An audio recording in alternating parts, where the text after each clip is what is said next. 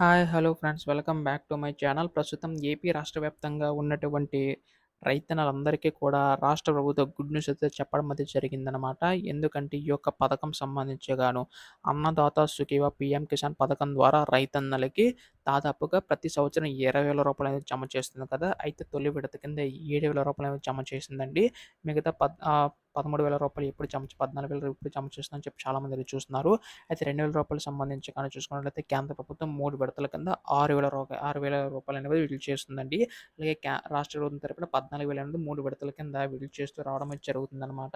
అయితే వీటికి సంబంధించి గాను తొలి విడత కింద విడుదల చేసిన రాష్ట్ర ప్రభుత్వం మరియు కేంద్ర ప్రభుత్వం రెండో విడత కింద ఎప్పుడు విడుదల చేయబోతుందని చెప్పి చాలామంది అడుగుతున్నారు. సో, ఇప్పుడు కూడా మనకి కేంద్ర ప్రభుత్వంతో పాటుగా విడుదల చేస్తుందా రాష్ట్ర ప్రభుత్వానికి కూడా చాలామంది అడుగుతున్నారండి. సో, వీటికి సంబంధించి కూడా ప్రతి డీటెయిల్స్ కూడా మీకు తెలియజేస్తాను. సో, దయచేసి రైతన్నలందరూ కూడా ఎక్కడ కూడా వీడియోని ఆపకుండా చివరి వరకు అయితే చూడండి.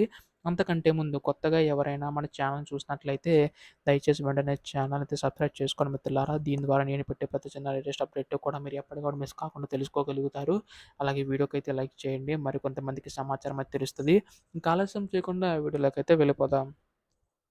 సో, ప్రస్తుతం అన్నదాత సుఖీభవ పీఎం కిసాన్ పథకం సంబంధించి గాని చూసుకున్నట్లయితే రాష్ట్ర ప్రభుత్వం, కేంద్ర ప్రభుత్వం మొత్తం కలిపి రూ. 20,000 అనేవైతే రైతుల ఖాతాలో జమ చేయబోతుంది కదండీ. 14,000 ఏమో రాష్ట్ర ప్రభుత్వం తరపున, రూ. 6,000 ఏమో కేంద్ర ప్రభుత్వం తరపున మొత్తంగా రూ. 20,000 అనేవైతే రైతుల ఖాతాలో జమ చేయబోతుంది. తొలి విడత కింద రూ. 7,000 అనేవైతే విడుదల చేసిన రాష్ట్ర ప్రభుత్వం మరియు కేంద్ర ప్రభుత్వం రెండో విడత సంబంధించి కూడా రూ. 7,000 అనేవైతే విడుదల చేయబోతుందన్నమాట.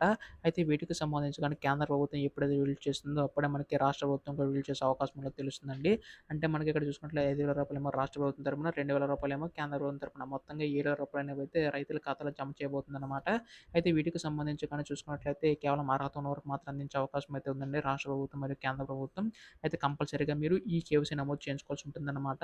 కొత్తగా ఎవరైనా అప్లై చేసుకోవాలన్నా గాని అప్లై చేసుకోవచ్చండి. ఈ కేవైసీ మాత్రం కంపల్సరీ చేయించుకోవాల్సి ఉంటుందండి. ఎందుకంటే మనకి కేంద్ర ప్రభుత్వం గాని, రాష్ట్ర ప్రభుత్వం దగ్గర నుంచి కానీ ఎటువంటి ప్రభుత్వ పథకాల నిధులు జమ చేసినా కానీ ఈ కేవైసీ అయిన వారికి మాత్రం అందిస్తుందన్నమాట.